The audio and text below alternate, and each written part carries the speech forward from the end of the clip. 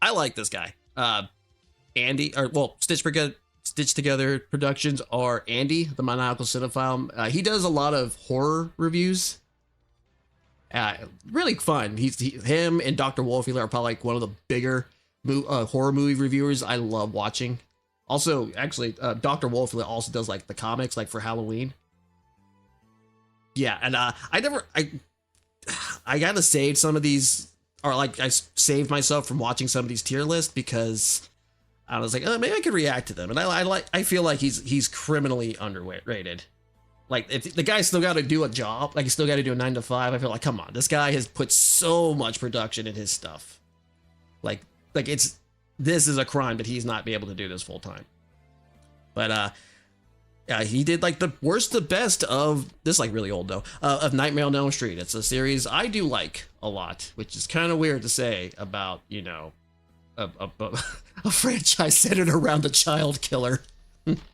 But that was like the first horror movie I ever saw. Part 3 was the first horror movie I ever saw when I was like 4, because my sister used to just plop me on the fucking in front of the television and watch that. Also, the first time I ever saw boobs, which is really weird because it was the nurse that turned out to be Freddy. That was weird for me. But anyway, let's look at his best to worst. I'm pretty sure I know what the worst is.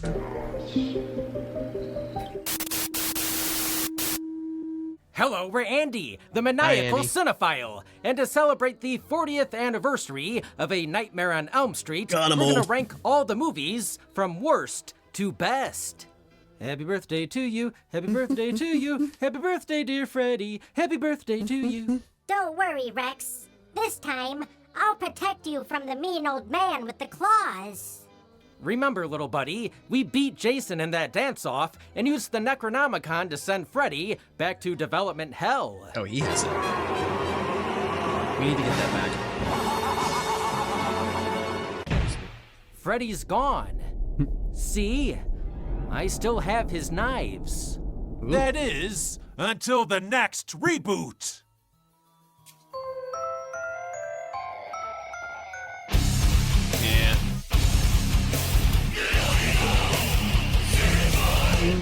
Freddy Krueger, the dream-invading razor glove. I don't want another reboot.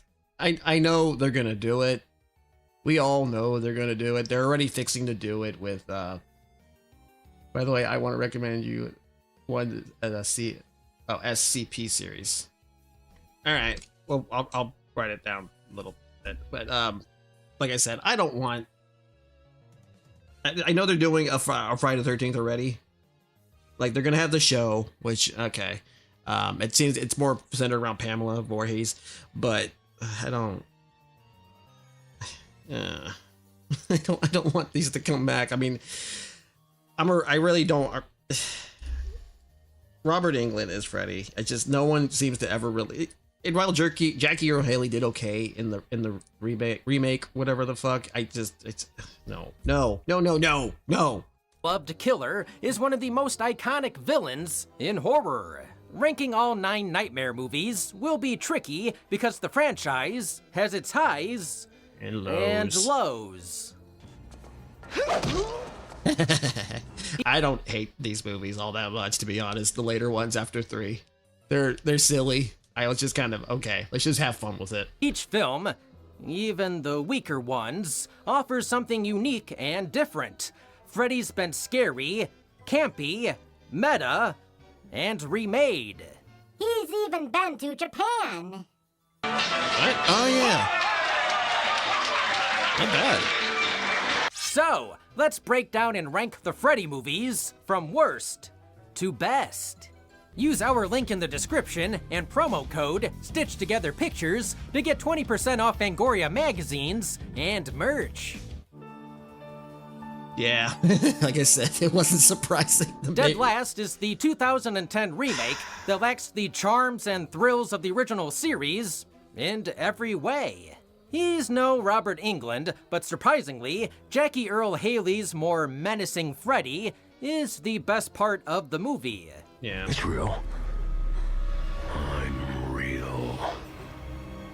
He was decent, even though he looked like he was melted cheese.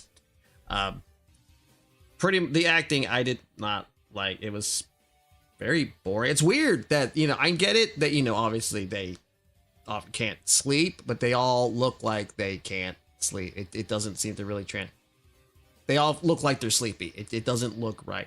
And from what I understand, the actress who played Nancy didn't even want to do the movie. Like, she actually purposely did everything she could to sabotage her audition, but she got the part anyway, which I don't know what that says about the people who actually wanted to be Nancy. And also kind of makes me wonder why she didn't just turn it down. I don't know. There's got to be something behind that, but you can tell she doesn't want to be there almost. A real disappointment. He's more serious. Oh, and the whole concept of micronaps was okay. I mean, that's like probably the only interesting thing they put in this, but that's about it. The glove design is neat, and I like the little scissor tick that he added. Yeah, I guess. Is it really a nightmare if there's scissoring? The exhausted teens start micronapping, which is an interesting idea and leads to some neat visuals, but results in too many lame jump scares.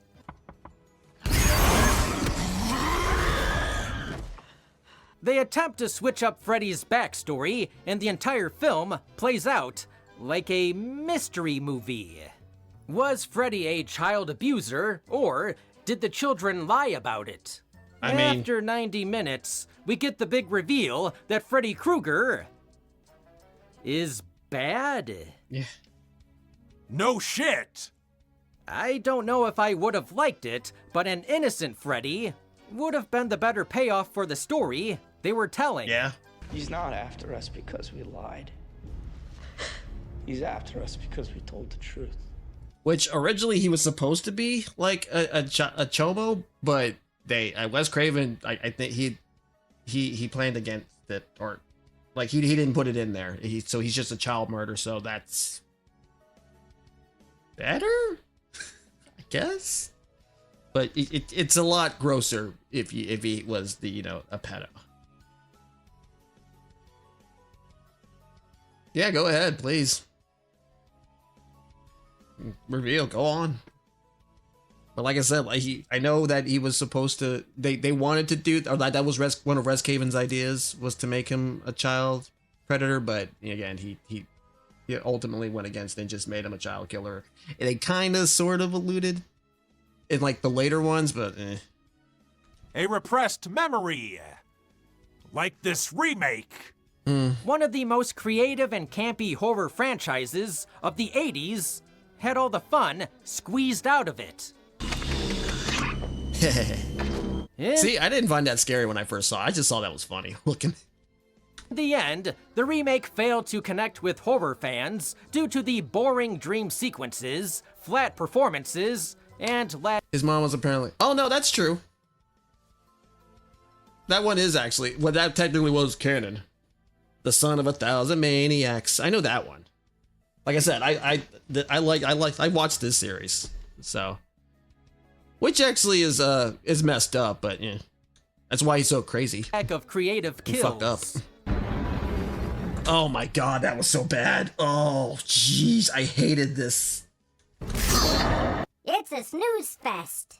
So bad. Okay, I get that one. While Freddy's Dead offers some goofy, campy This was fun, just silly. it marks the point where the series fully embraced comedy over horror.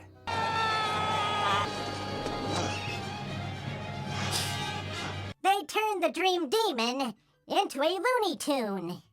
I want my children back. You nearly bring him. Bring him. Nothing screams terror like Tom Arnold and Roseanne.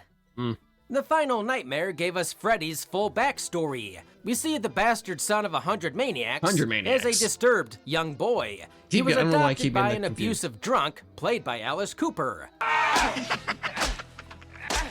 I guess when Freddy said welcome to my nightmare, he was naming his favorite Alice Cooper album. We see that Freddy was married, had a child that was taken away, and accepted the offer from By the flying sperm. dream demon sperm before getting torched by a mob of angry parents. Freddy is cracking jokes left and right, and while some of the gags land, it takes away from the scares. Yeah, it's not. It's just silly at this The point. kills are cartoonish. Literally. To make things worse, and truly show they've run out of ideas, the movie is in 3D.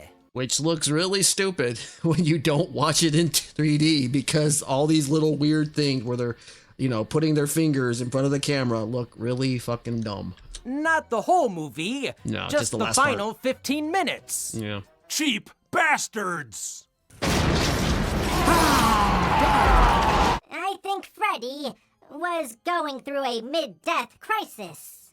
At this point, Krueger was a parody of himself. Freddy's Dead is over the top, too comedic, not scary, and the ending wasn't the final nightmare fans were dreaming about. Instead of a bang, it went out with a bong. That the writer was surely smoking. What? But yeah. The Dream Child. It had a pretty cool song by Maiden. Part 5 once again focuses on Alice, the Dream Master, and survivor of the previous movie, who believes that Freddy is dead. Sorry, Alice. Part 4's box office said otherwise. Yep. Alice hopes to start a life with her BF and fellow survivor, Dan. This graduation scene was really weird too. Not because it was like, well, it was just kind of oddly cut. However, I wish I the could show nightmares it, but- start happening again, But obviously copyright would probably kill me. and Alice learns she is preggers. That was What's wrong fast. with me? You're just a little pregnant. The As you baby walk. is a dwarf? What? No. For some reason, the baby appears in her dreams as the volunteer boy from Yeah. Jurassic Park. There you go. And he slashes at you with this. The kid's got a face you want to wave something sharp at. Oh wow. When her friends start dropping like flies, You're dead. Alice suspects that Freddy is using her unborn child as a gateway. Freddy found a loophole in that baby hole. The Dream Child tried to push the boundaries with darker themes and take Freddy into more surreal territory. The gothic atmosphere, special effects, and sets make this sequel I did kind of like the whole thing with Alice's dad, you know, trying at the like toward the beginning, you know, he's trying to, you know, get clean and everything. Well, you know, that kind of be I guess not an alcoholic. I think that was kind of essentially it. And I thought that was kind of nice. That was kind of continued because he was like a real asshole in the last game, in the last movie, last game. stand out. I thought that was The some nice character finale development. is an MC Escher drawing come to life.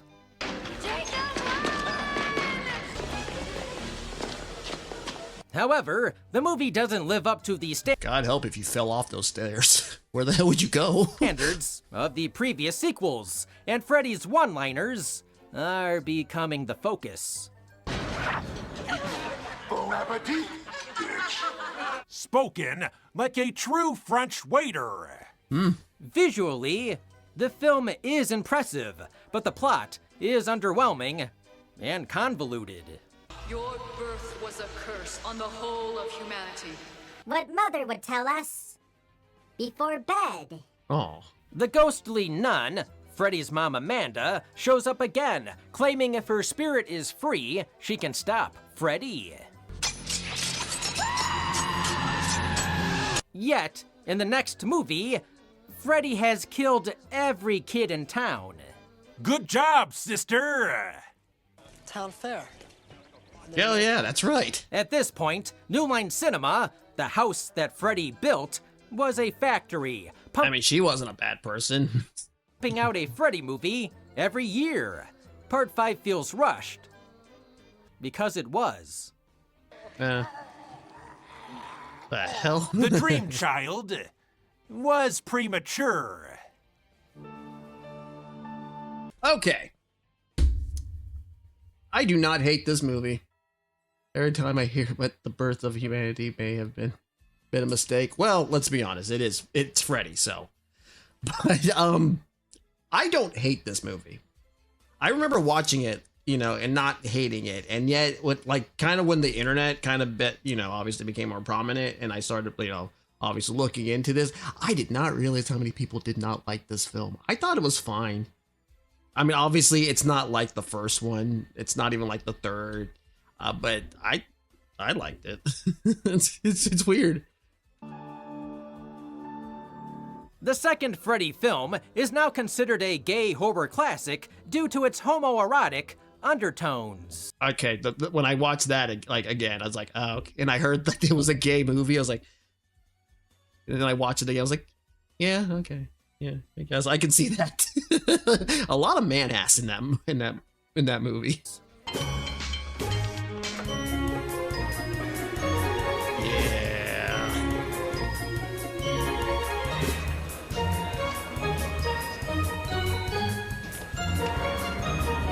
Okay, let me talk about this thing.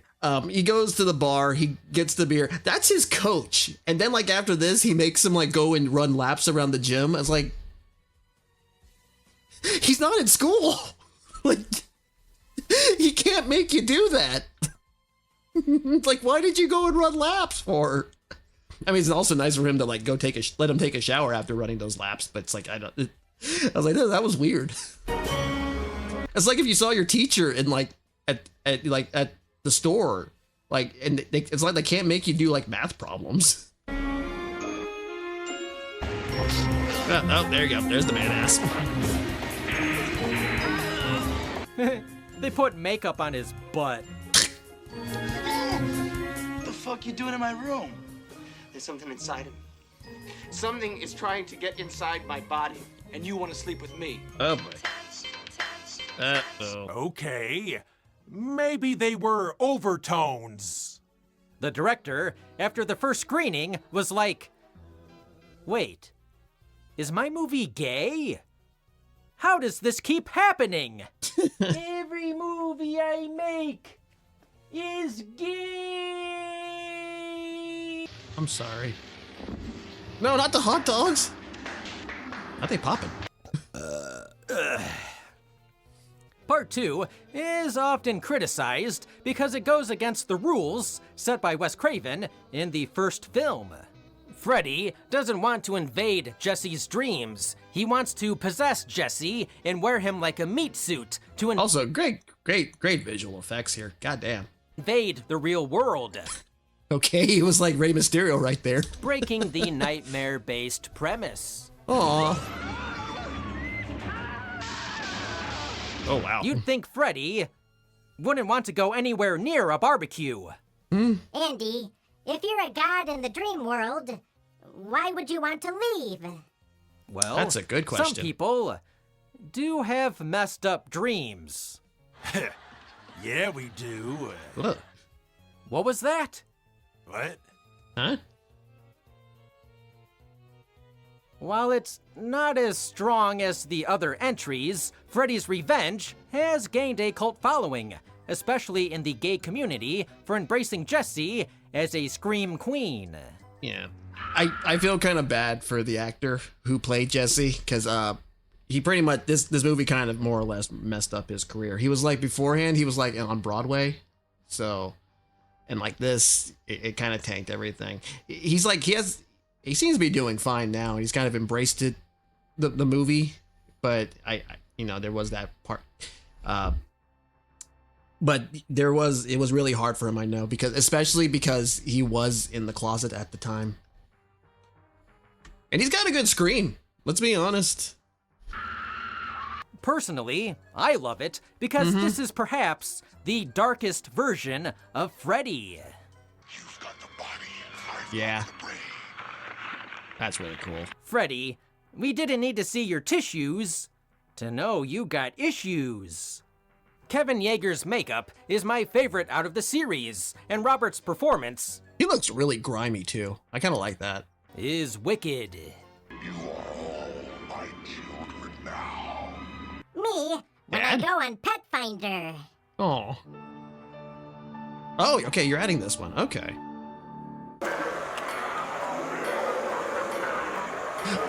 Oh, yeah. I remember. Andy, We're going into his lore. are you okay? Huh? Oh. Yeah, sorry. This was the last movie I saw before the asylum. The night of the scalding hot nacho cheese incident. Before Hollywood remade everything. Nobody cares. Get back to the video, movie bitch. Oh. Oh, whatever. This long-awaited showdown was a wet dream for horror fans and a nightmare for the dozens of writers who tried to crack the story. How do you write a movie where a wisecracking dream demon from Ohio fights a silent undead machete enthusiast from New Jersey? Somehow, they pulled it off. Like Jason pulling off Freddy's arm. I mean, it's not the deepest movie. It's literally just a monster mash, which is fine. Obviously, I felt bad for like Kane Hodder, who apparently was never approached to reprise his role as Jason, which he's obviously still not very happy about. It would have been cool to see Kane and Robert play off each other, but it's still a good movie, or at least for what it is. Freddy is... Even if it did add like that rule of, you know, Jason be afraid of water and Freddy afraid of fire. stuck in hell because nobody remembers him, so he needs a hype man. Enter Jason Voorhees, who is manipulated by Freddy, disguised as Mommy, to kill some teens in Springwood and get the nightmare juices flowing again. Oh. Andy, how did Jason get to Ohio? He walked. Huh?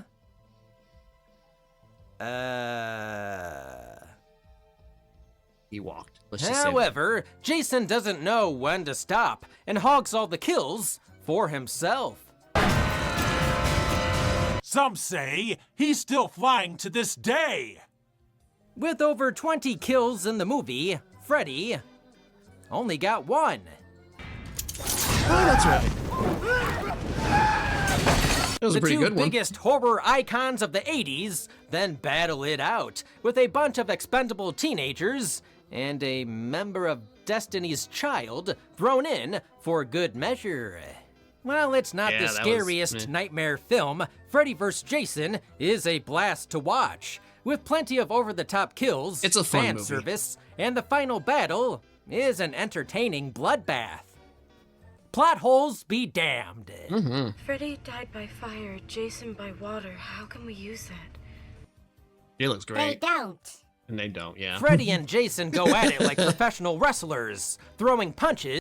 They literally don't do a damn thing with it. The only part really is that when Jason is fighting Freddy in the dream and water comes down and he stops. That's it. That's the literal fucking, that's all he does. He just stops and like, oh, you're afraid of something, and that's it. Is tossing each other through walls and using every weapon imaginable.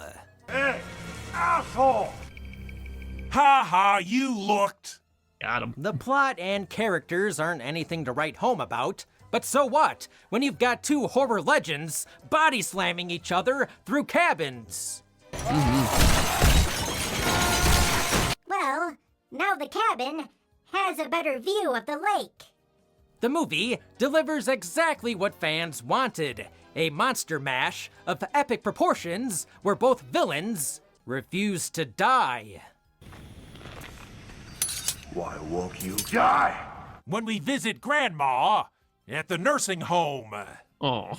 Freddy is a quippy, scrappy, mischievous puppet master. Let me go back. Hold on. Where's that? Freddy.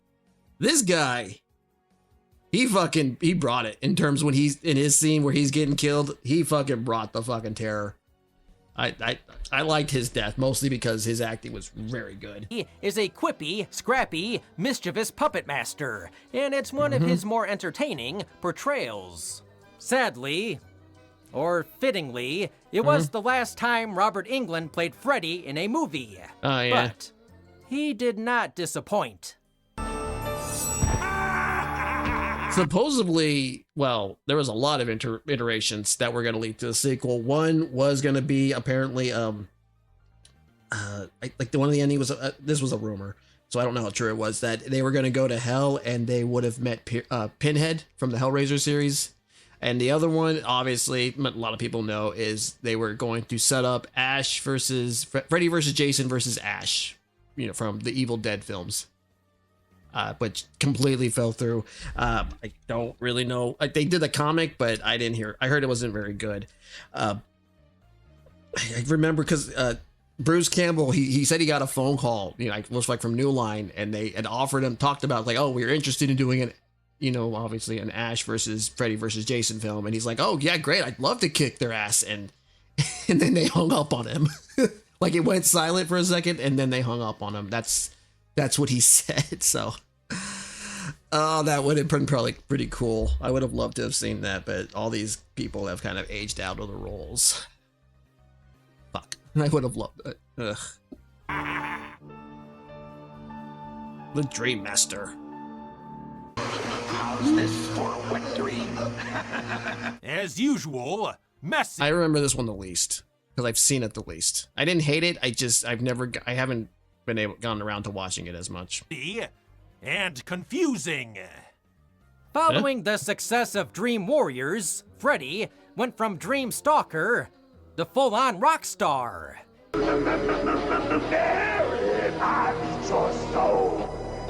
The Dream Warriors laid Freddy to rest. But not really. That is, until Kincaid's dog, Jason, shot fire out of his red rocket and brought Freddy back to life. That's all it took? What? It burns when I pee, and I'm not making a show of it. Freddy finishes off the surviving Dream Warriors, and Alice becomes the new protagonist after Kristen's demise. And recasting. Oh yeah, but Tuesday Night was their name. Because Patricia Arquette didn't do it again. You are asked. That's a good question. Guess what you're not going to get an answer to. However, Freddy's got a problem. Alice starts to absorb the powers and personalities of her dead friends, turning her from Daydreamer to Dream Master. When shot from behind, she also turns into a stuntman wearing a wig.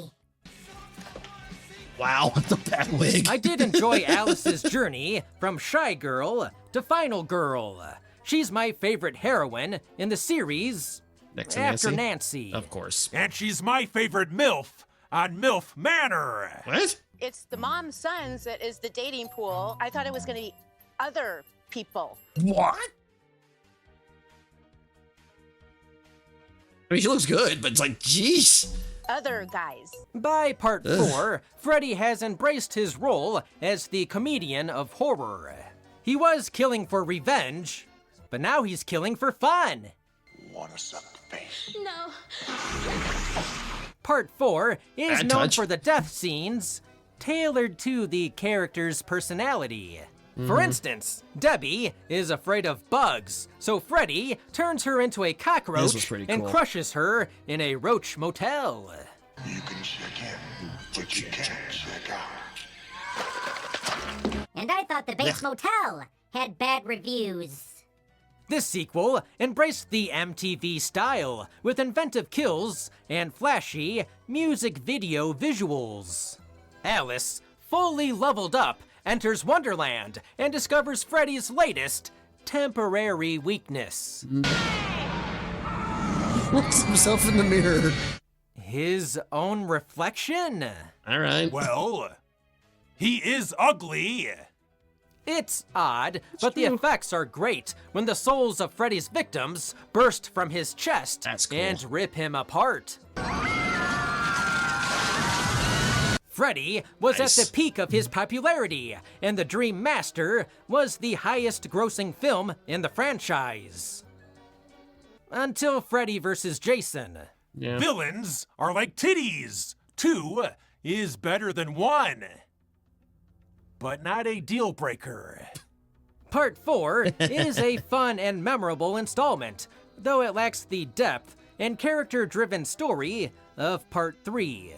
If food don't kill you, the service will. The latest slogan for Taco Bell. We won't kill, the service will. Okay, this one. I watched this in 3rd grade. This is probably the first one in a long time at that time that actually legit scared me. Like, I actually could not sleep. Watching it, I do absolutely love it, but there was actually a point where this damn movie did its job and it fucking scared the hell out of me. Because he's obviously a lot more meaner and creepier and everything. 10 years after the first Nightmare, Wes Craven returned to the series and took a meta approach. A bit of a test run before he directed Scream. Damn little shits. What'd you call me? Not you, Fred. Not you, Fred. In Wes Craven's new Nightmare, Freddy Krueger leaps out of the screen and haunts the actual filmmakers that created him. Miss me? He's like a clingy Heather Landicap still got it, too. ex-boyfriend.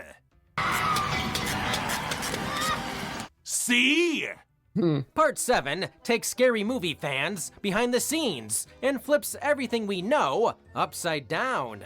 Ever played Skin the Cat? Not what the babysitter meant when she was looking for a raise. The film stars Heather Langenkamp, known for playing the original heroine, Nancy Thompson. Now that the Freddy movies are done, she lives a quiet life with her husband and son, Dylan. However, there was a fan movie called Dylan's New Nightmare, who it actually brings back Miko Hughes to play him and everything. I watched it on the channel quite a while back, but it's pretty good. Some of the lines are kind of dumb, but overall, it was a pretty good short film. some ancient evil force doesn't want Freddy to be just a movie character and tries to use Freddy as an avatar to cross over into the real world. I love that. Freddy is breaking the fourth wall. I also do like how he does his little, taps into his, Robert Englund taps into his little Nosferatu type of, like with the claws, like in the shadows. You'll probably show it on here. In more ways than one. Strange, Freddy-like events start creeping into Heather's real life. Her husband is killed falling asleep while driving, and her son starts having weird nightmares.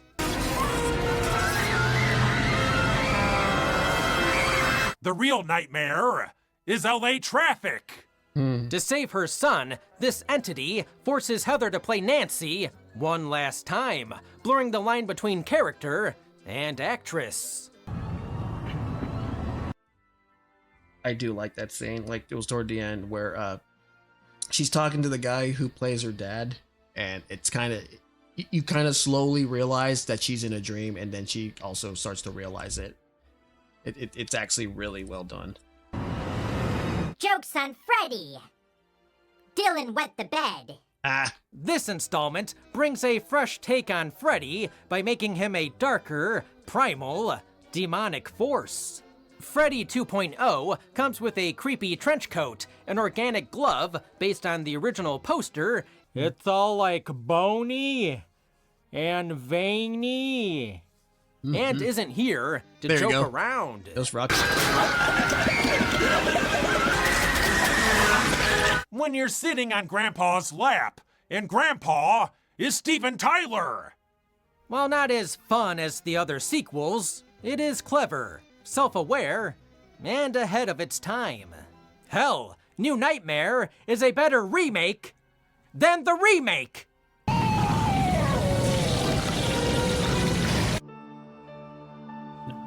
Okay. Honestly, I would have put this at #1, but I can understand why a lot of people like the original as well. Honestly, I could go back between both of them, but personally, I like 3. 3 is like my favorite, obviously. We're the Dream Warriors. Not gonna dream no more. Good old Dawkins. Let's get high. When you kill a heroine with heroin. Dream Warriors is often regarded as the best sequel, and for good reason. Part 3 is the Goldilocks movie. I don't remember any bears. Yeah, I don't. No, it's the sweet spot. Oh. Freddy is still scary, but his funny side is starting to show. And he's got some great one-liners. Hard time, bitch! Her big break was a smashing hit. We love part 3 because it's the return of Nancy as a mentor. The ensemble cast is great. Freddy's kills get more elaborate. The plot is interesting, and it expands the mythology. And for Joey, something else was about to expand. Yep. We learned that Kruger's mother... Sorry. Like I said, it's the first time I ever saw boobs. In a movie. Was a nun who was accidentally locked inside a mental hospital over the holidays and assaulted there he is. by the patients. The bastard son of 100 maniacs. Dang it!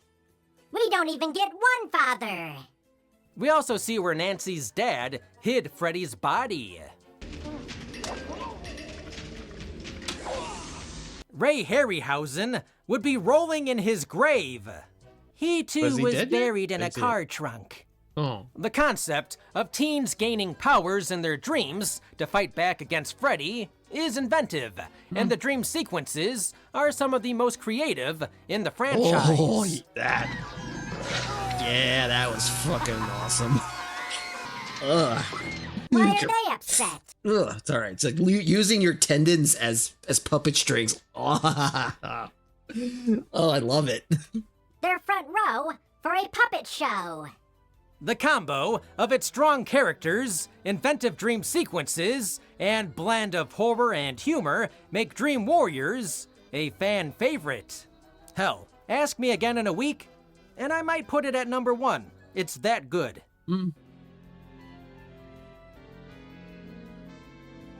Next, she's gonna make the boiler room out of macaroni. Nice. OG.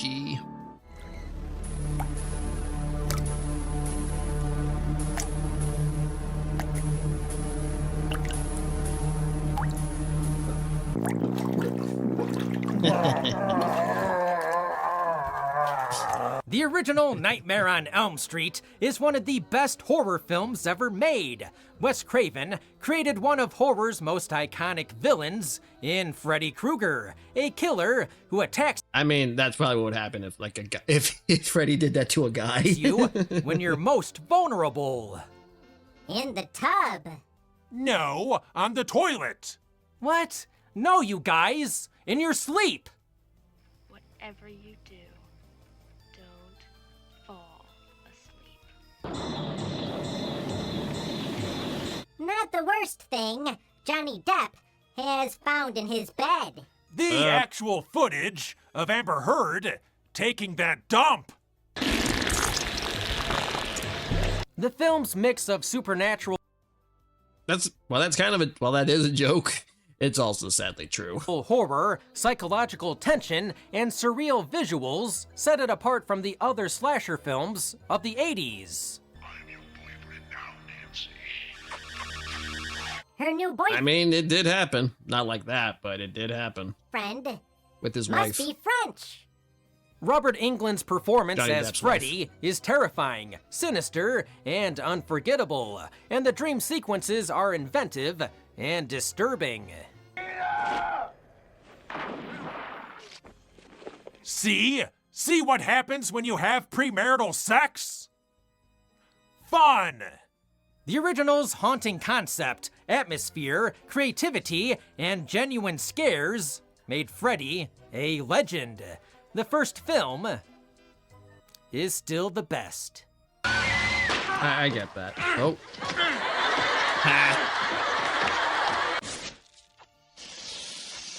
I'd like to see your rankings in the comments below.